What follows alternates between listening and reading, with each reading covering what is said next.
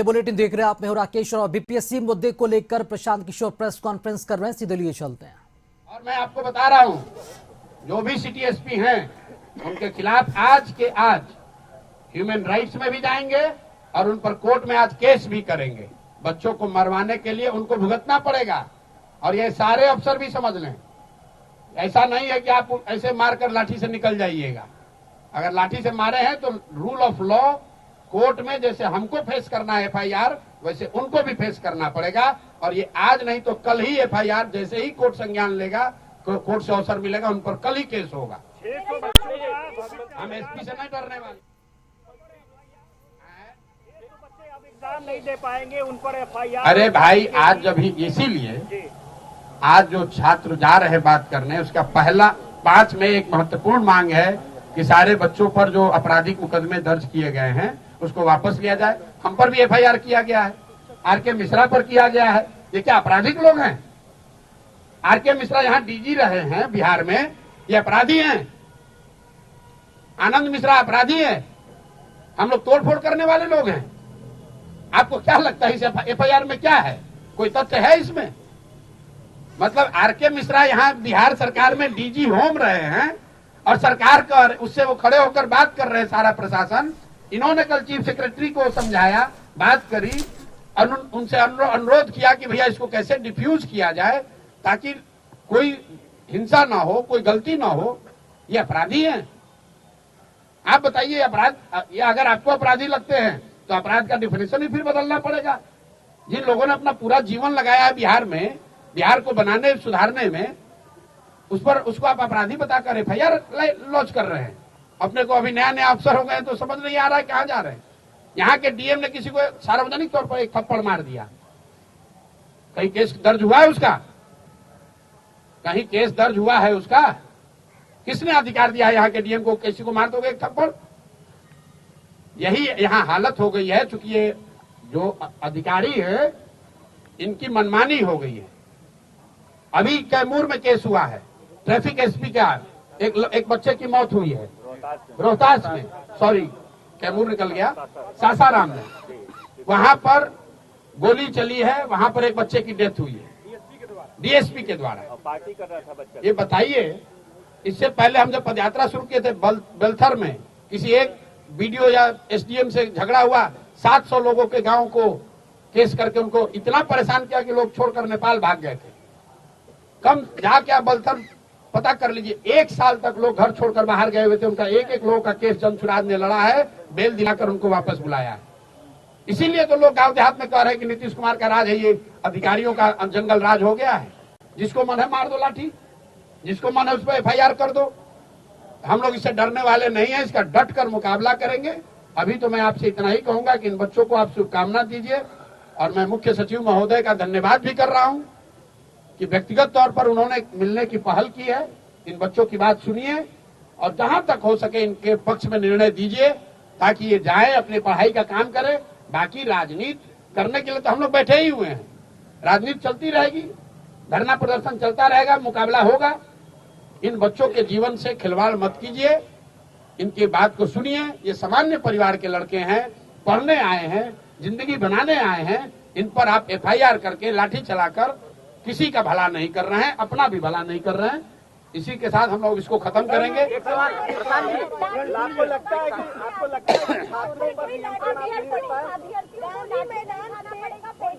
मेरे भाई देखिए, ऐसा है, मैंने नहीं मैं गांधी, आपको नहीं जानकारी है। आप सुनिए मेरी बात। जब मैं गांधी में, हमें लगा पुलिस आपको अरेस्ट कर ले गई है। आप लोगों ने गुमराह किया, फैलाया। आप गलत बोल रहे हैं ना, आप गलत बोल रहे हैं। आपका काफिला गांधी मैदान के पीछे से निकल रहा था और लाठीचार्ज हो रहा था। अच्छा, अरे भाई आराम से बात करो। हम उनका जवाब मैं आपको दें। मैं भी वहाँ था, मैं भी वहाँ था। बोलिए। आप गांधी मैदान से इसकी सूचना किसी मीडिया को नहीं दी गई। अच्छा, आप जनसुराज मीडिया सेल हर मिनट अपडेट करता है। सुनिए, 1 मिनट सुन। तो आपके क्यों जानकारी नहीं? अरे सुन, अरे आपके इतना एफिशिएंट नहीं है ना भाई साहब। क्यों नहीं है भाई? नहीं, आपसे सीख रहे हैं अभी। नहीं तो आप सीखिए ना, आप सीखिए।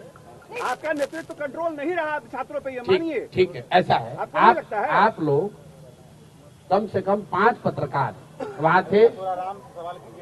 चुप रहोगे। आप सुनिए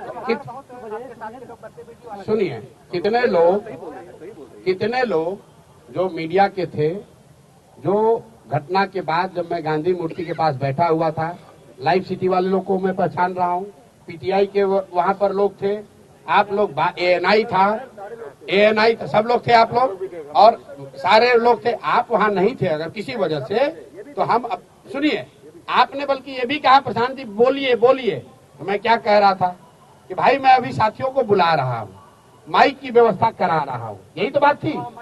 10 मिनट तक मैं बयान नहीं दिया हूँ, उसके बाद मैंने बयान दिया, लेकिन उससे पहले भी बिस्कोमान के सामने हमने सारे मीडिया को सारी बात की जानकारी दी है। आप जब पूरी बात सुनेंगे नहीं तो कैसे पता चलेगा? कोई यहाँ मीडिया के साथी नहीं कह सकता है कि जब मैं गांधी मैदान में बैठा हुआ था, सिट आउट खत्म होने के बाद और लाठीचार्ज से पहले 35 मिनट तक हम बैठे रहे। ये आपका कहना ठीक है कि जब हम वहां से निकले हैं तब लाठीचार्ज हुआ है। 45 मिनट के बाद हम जब सिट आउट से निकले हैं, उसके बाद बिस्कोमान पर मैंने मीडिया को बात करी है, फिर मैं गांधी मैदान स्टैचू पर बैठा हूं।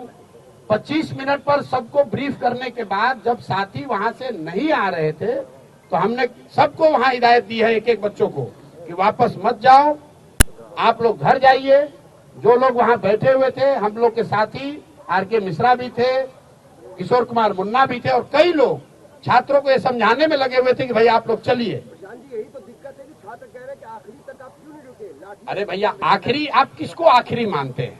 हम उसको आखिरी मानते हैं जहां सरकार ने ये माना कि आप यहां से धरना हटा लीजिए और हम लोग बात करने को तैयार हैं। तो अगर मैं धरना वहां से नहीं हटाता तो सरकार से बात कैसे होती? यही नहीं, धरने का एक मिनट, अरे सुनिए, अगर 10,000 लोग थे, उसके मुकाबले वहां कुछ लोग रह गए, उन लोगों, अरे भाई आपका अपना आकलन हो सकता है। आप कल गांधी मैदान में थे, 1 घंटे तक हम लोग भी आपको सुन रहे थे। आज बार बार ये कहते थे कि एक अगली तारीख तय कर लीजिए, किस दिन मार्च किया जाए, आपने बार बार कहा जी। छात्रों ने कहा कि नहीं, आज जाएंगे। आपने जैसे भी फैसला लिया, ये फैसला हुआ कि 4 बजे के बाद वहाँ से मार्च जो भी डेलीगेशन है लेकर के आप लोग जाएंगे। चले, आपको ये लगता है कि इस छात्रों के आंदोलन को समझने में आपसे कहीं चूक हो गई, क्योंकि वो छात्र आपकी बात पूरी मान नहीं रहे थे? आप मेरी बात खुद ही कह रहे हैं कि भाई सुन तो लो भाई, छात्र आंदोलन चलाने का या छात्रों के आंदोलन का नेतृत्व करने का आपका अनुभव ज्यादा हो सकता है, मेरा थोड़ा कम होगा, लेकिन आप भी ये कह रहे हैं कि उस पूरे छात्र समूह में कुछ छात्र, जब तक सारे छात्र बात मान रहे थे तब तक किसी को कोई दिक्कत नहीं हुई है। प्रशांत किशोर ही सबसे आगे खड़े थे, घंटों खड़े थे, किसी बच्चे को खरोच भी नहीं आई है। लेकिन जब पूरे समूह में से एक समूह मेरे बार बार समझाने के बाद भी वहां से नहीं हटा, फिर जाकर मैं गांधी मैदान में मूर्ति के पास बैठा, वहां से मैंने लोगों को संदेश दिलवाया, आग्रह कराया कि आप लोग वापस आ जाइए, हट जाइए, मैं वहां नहीं हूं, पुलिस आपके साथ ज्यादती कर सकती है। उसके भी 10 मिनट के बाद पुलिस ने वहां लाठीचार्ज शुरू किया है। तो आप अगर ये कह रहे हैं कि कुछ छात्रों ने बात नहीं मानी, तो सही बात है। तो प्रशांत किशोर को आप सुन रहे थे।